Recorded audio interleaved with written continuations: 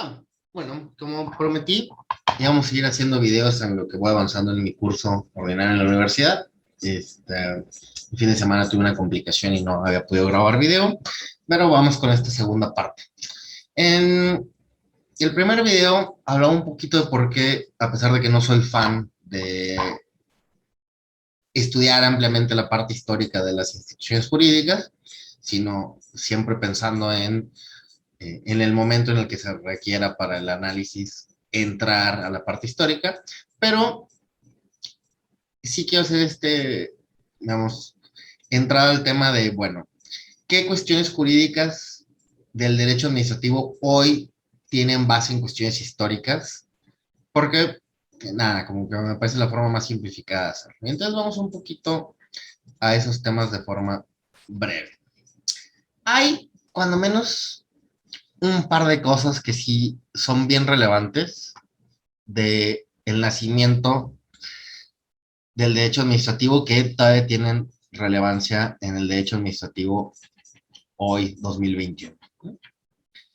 ¿Qué cosas? Mira, vamos a suponer, insisto, que el derecho administrativo nace más o menos en 1800.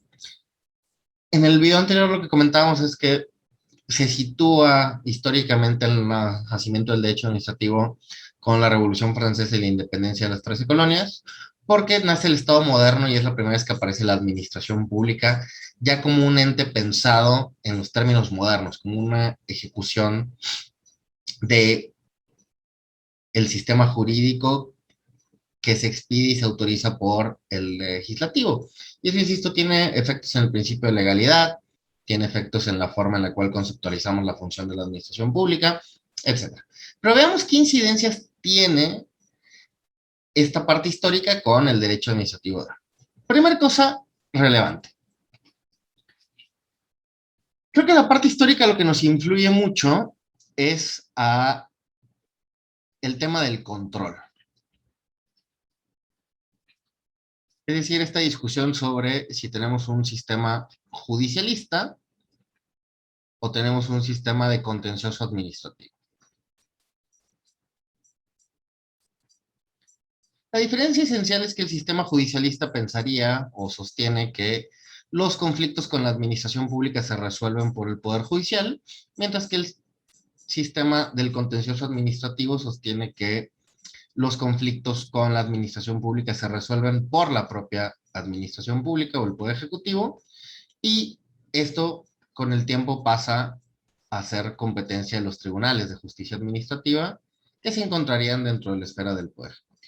Bueno, ¿dónde está el origen de esta discusión histórica? Bueno, aquí habría que pensar que, contrario a lo que se suele sostener, sobre todo la Corte este año, 2021, sostuvo que la Ley General de Asentamientos Humanos, cuando regulaba que los municipios tenían que acudir ante una autoridad judicial a solicitar la imposición de una sanción a los particulares, violaba el principio de división de poderes.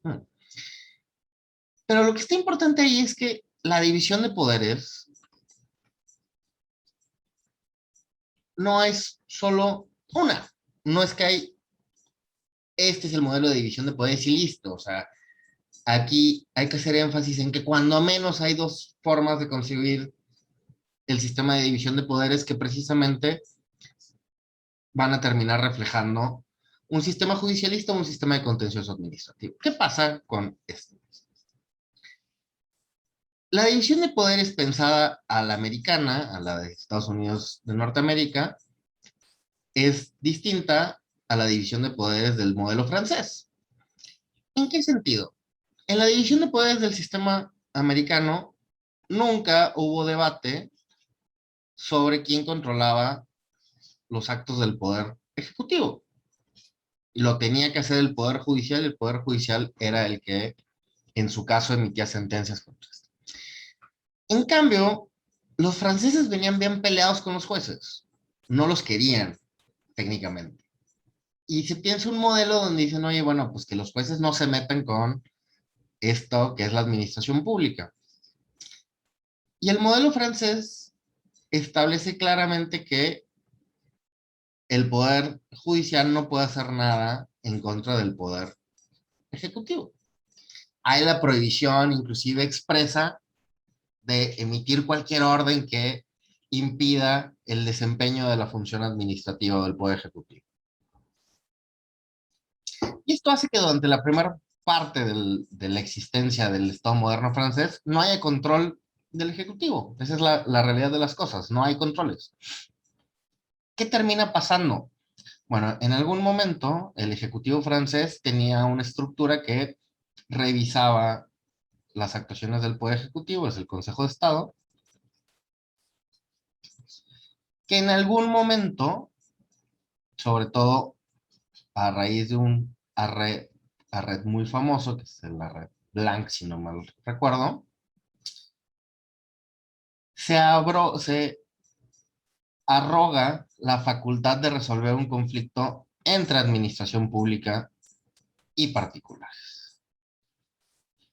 ¿Qué pasó en el caso? Bueno, un tren que pertenecía al Estado pasa y lesiona a una niña y el papá de la niña pues demanda al Estado por el daño causado, tratando de argumentar que era una empresa y por lo tanto estaba sometida al derecho privado. Conflicto llega en algún momento al Consejo de Estado y el Consejo de Estado dice, no, esto es materia administrativa y se queda acá. Y eso más o menos da el surgimiento a la función jurisdiccional del Consejo de Estado,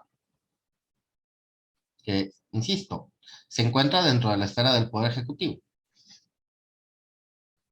Y ahí por ahí vienen el nacimiento de el recurso de exceso de poder y otras cosas que se van ampliando con el tiempo, pero el modelo francés lo que hace es esto, identifica que la justicia se debe de impartir, en su caso, por el poder. Aquí obviamente está el debate, dice, bueno, ¿y el Ejecutivo no está invadiendo las funciones del judicial? Bueno, para justificar que este modelo no invade al Poder Judicial, se acuña una frase que dice, juzgar a la administración es también administrar.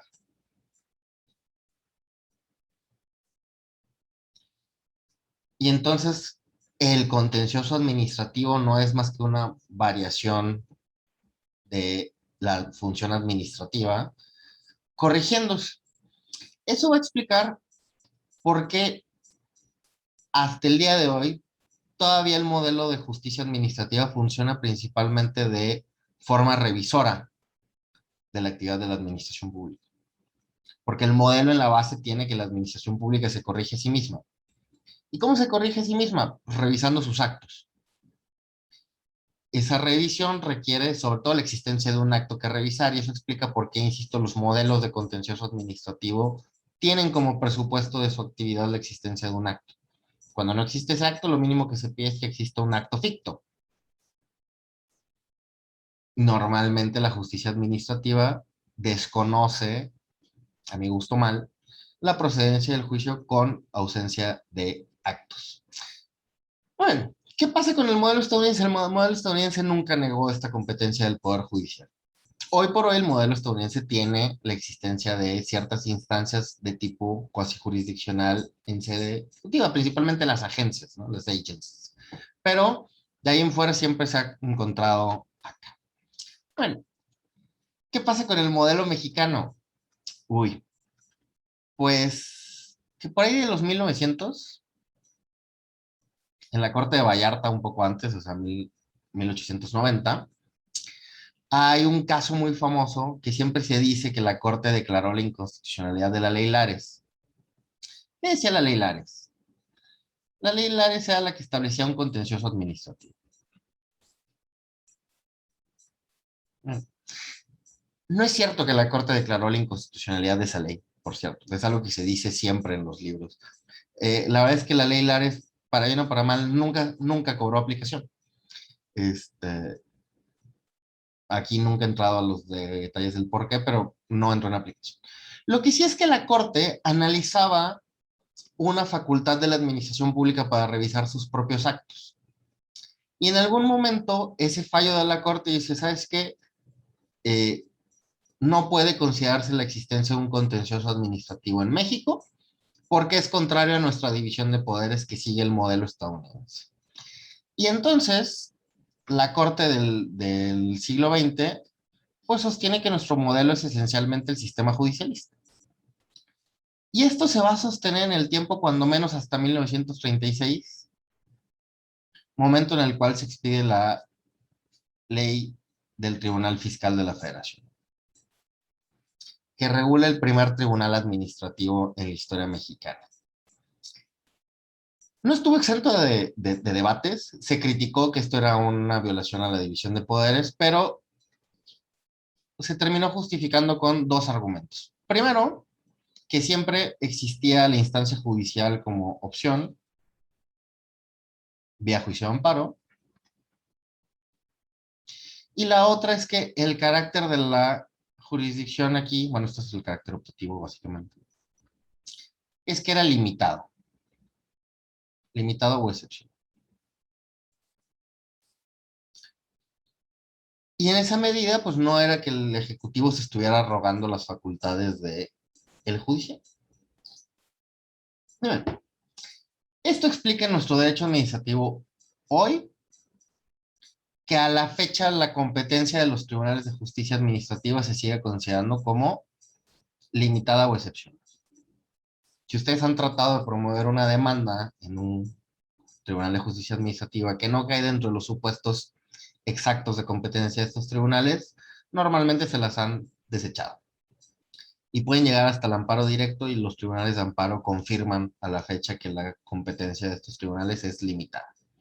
Bueno, yo nada más quisiera decir que por ahí hay dos, tres cosas que se pierden, lo que permitirían sostener que esto no es cierto y que la justicia administrativa y el modelo de contencioso administrativo es el vigente hoy en México, básicamente porque hay reformas por ahí de los 40s y de los 60s que terminaron reconociendo constitucionalmente la existencia de los tribunales, dejándonos nuestro actual artículo 73, fracción 29, debe ser H, si no mal recuerdo, y el 104, 116, y algún otro por ahí de la Constitución, conforme al cual los conflictos entre la administración pública y los particulares serán competencia de los tribunales de justicia administrativa, con lo cual claramente el modelo que tenemos en la Constitución es de contencioso administrativo.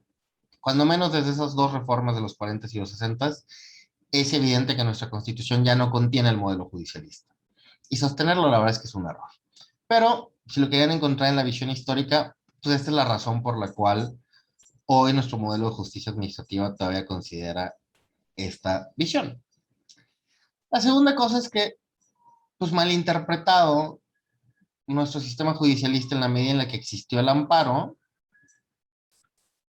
póngale 1850 más o menos para adelante, pues a pesar de que es un medio excepcional, siempre sostuvo que pues, ahí estaba la vía para la cual controvertir los actos de la administración pública, y entonces ahí estaba el sistema judicialista mexicano, en el amparo. Eso hace pues, que realmente para materia administrativa, si se piensa así, pues, el juicio de amparo no tiene nada excepcional porque en términos de los fallos y las sentencias, sería la vía ordinaria para el juicio administrativo.